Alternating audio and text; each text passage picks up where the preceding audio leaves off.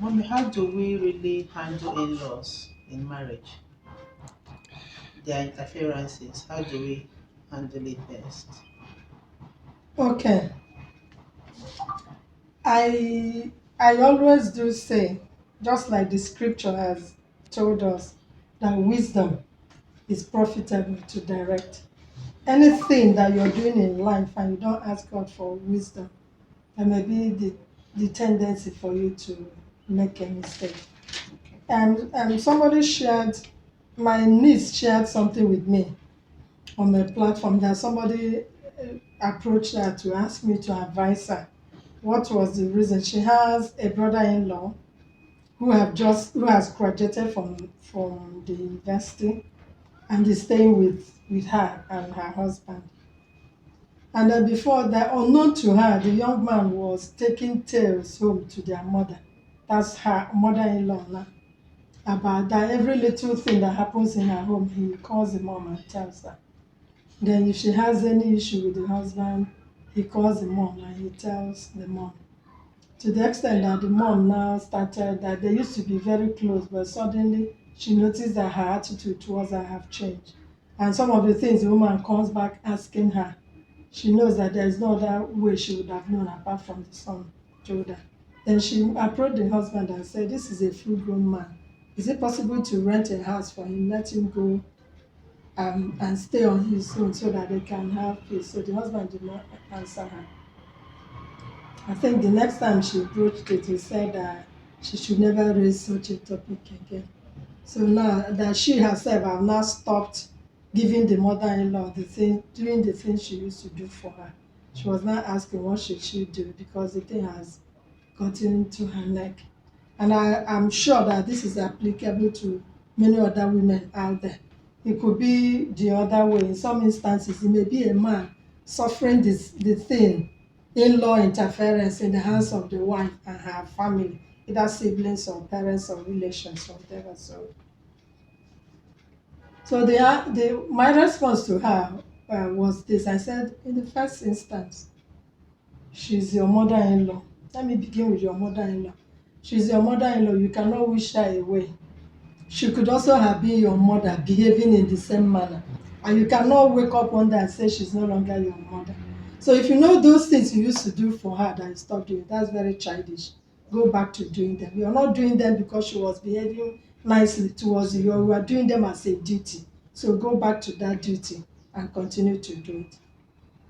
Then for your brother-in-law, because he's a full-grown man, have a conversation with him. Call him and have a chat with him. Let him know that you are aware that he has been taking tales to the mother concerning how you and your husband are living.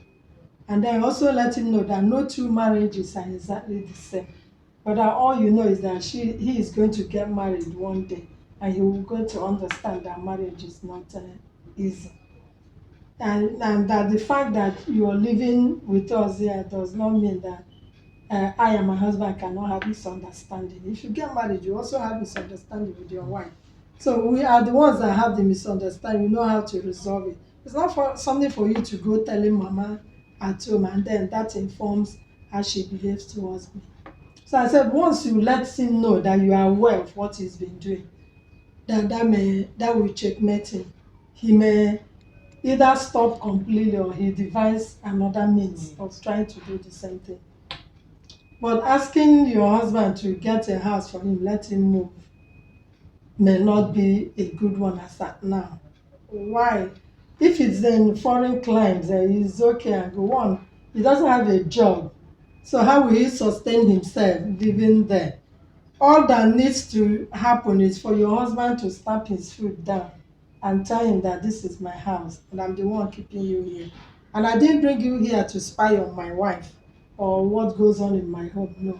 I'm keeping you out of the benevolence of my heart. But the question mark there is who is in a position to tell your husband that that's what he needs to do? Because if it comes from you, he will he may look at it as that you're trying to make him to send the brother away or that you don't want your in-laws. Already your brother-in-law is involved, your mother-in-law has also been involved. Who knows another family member that may get involved. Thank God even that is a boy that is doing this and not a lady. Because if it's a lady, it may even result in fiscals. So we need wisdom to handle some of these things. And of course, what I always tell women, because they're the ones that take it to the heart mostly, I tell them no situation remains forever. It's going to pass away. And what happens next is how you handle it as at now that the war is raging and the war is going on. So when you put your whole attention on, you want to quench the fire immediately. What if you quench it and start another fire somewhere else? Will you be able to bear it? So a little more patience, a little more show of understanding, but being firm about it. Again, the unfortunate thing is that when such situations arise, some men are not able to master it and be able to use diplomacy to manage it.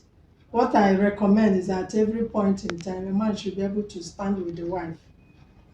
And then when you get into the privacy of your room, where she has missed it, you admonish her. And I tell her that I cannot stand before my younger brother and then be scolding him, because if he disrespects you, he has also disrespected me, but you didn't get it where here or here or here. The woman will feel happier that her husband is on her side. Why some women react adversely is when the husband either feigns ignorance or decides to be on the side of the family, and then the woman is made to already. The woman feels like an outsider. Every woman feels like an outsider when she gets married, because, and I keep wondering at this scripture, for this reason shall a man leave his father and his mother and cleave unto the wife, and they two shall become one flesh. But who actually does the living? I need someone to answer that question for me. It's actually the woman that leaves, because she leaves her father and mother, she changes her name and she cleaves unto you, and then she becomes part of your family. So anyway, I've not able before God to explain to me the other angle to the living and the cleaving. Yeah. Okay, Mom, the area you mentioned about the wife addressing the brother-in-law, I was thinking before you spoke, it should be the man that should talk to the brother to avoid subsequent problems.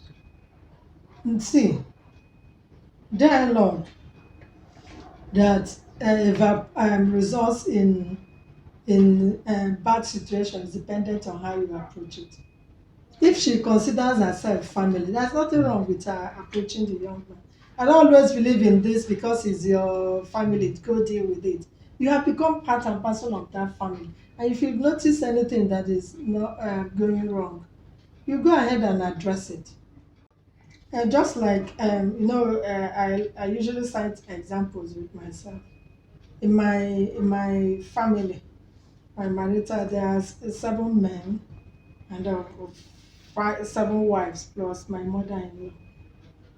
Historically, all these contributions they make in the village for burial and all of that, my sister-in-law in the village will simply call me and let me know, because I do understand that she doesn't have.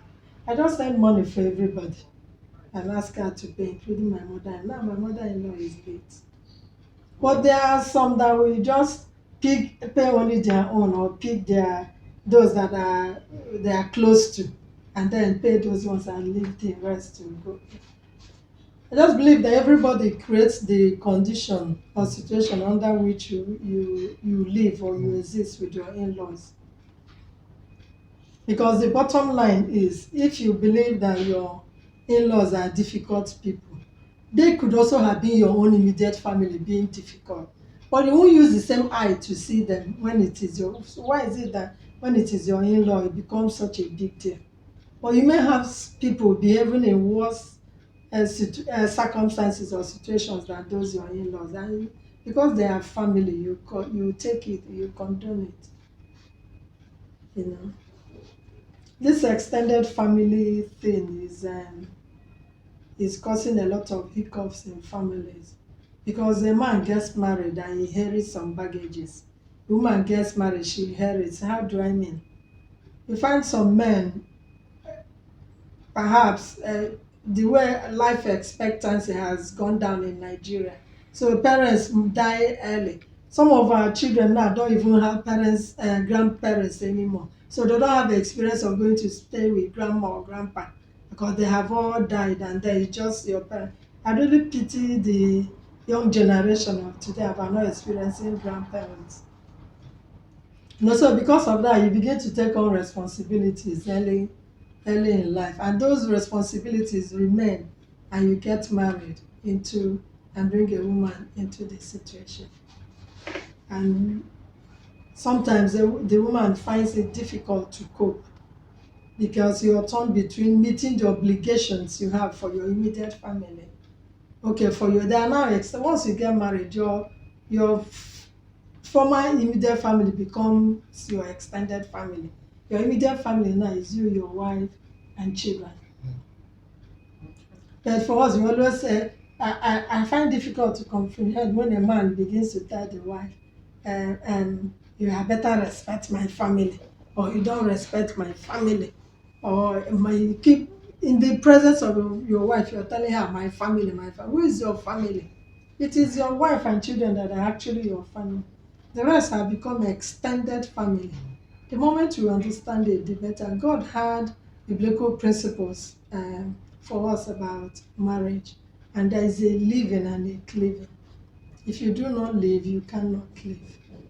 It doesn't necessarily mean that you forget your family entirely, but responsibilities change. Your wife and children become your immediate responsibility. Whatever then your aged parents, because they are aged and they are no longer able to fend for themselves. But every other person within that household is an outsider. Your brother or your sister, your whatever, should not be your immediate response. It's not that you will forget them completely, but you won't go to meet their needs first over and above your wife and your children. And this is a heart issue for so many women who are suffering in silence, and you shouldn't be. Anybody that comes to tell you I will drive you out of this, you say, you tell the guy, I'm the one that will even send you out. A home you've been in for up to 10 years. See, the people that their own linger, it lingers out of ignorance. There's a starting point. I'm just trying to imagine myself now. Somebody coming to tell me, this home is not my home anymore. From where to where? As how? Yes. Children will say as in what and as in how. You are saying it didn't happen to your mom. No, it didn't happen to her like that. They didn't want her. They wanted my father to marry someone else. They felt they could control. So, but my mom came in. They told her she said she was still wearing her wedding gown. They told her, we don't like you. We don't like your husband. Both of you are on your own. And it was like that. Throughout. Yes, ma'am. And she wasn't bad. Then my dad was providing. So at some point he didn't have again, so it became worse. So they will even do family meeting without involving them. Although it's a rare case anyway, they were not his core family, like real family. Yeah, because what I wanted to say to that is this: if you bother so much, then it hurts so much.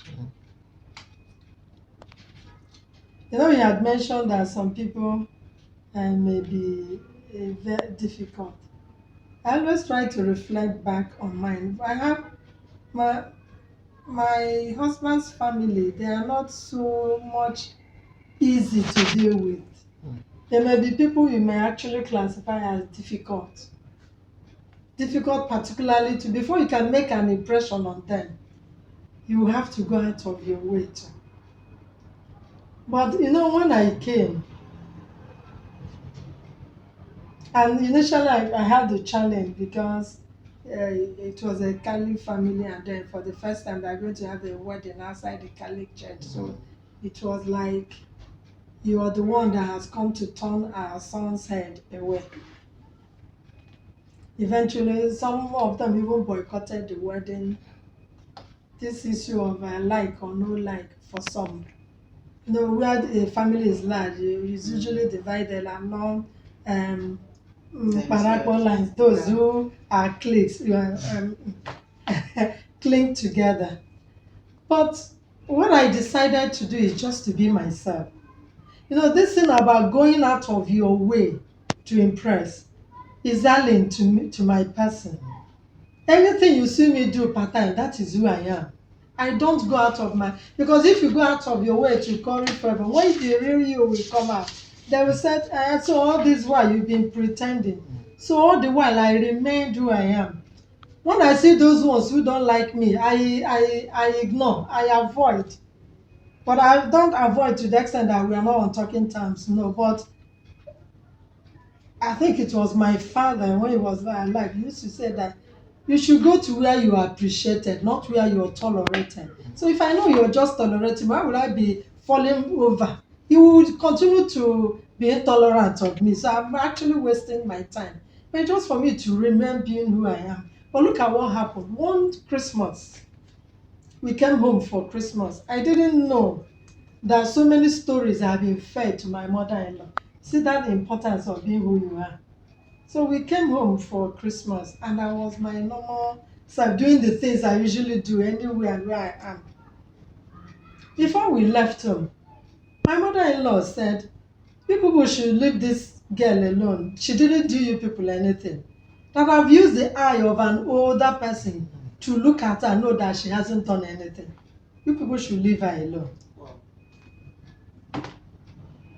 But if I had come and I'm pretending, falling over myself, why would I do that really? In the end, it will stifle you. When you enter into the privacy of your room, you do just to catch your breath back because you're falling over to play. Just remain who you are. If they don't like you for who you are, well, you won't, no apologies because you're not doing anything wrong. I'm not saying it when you know you are doing something wrong and you're really doing. But if you know you've searched your heart, there is nothing wrong that you simply come from a different background as they are. So you can't manufacture who they want you to be overnight. The best thing to do is to remember who you are. With time, they will come around. My own didn't even take more than 3 years. They came around. Wow. And now I'm like the darling of everyone. My husband's eldest brother calls me Wanyoma. That's his nickname for me.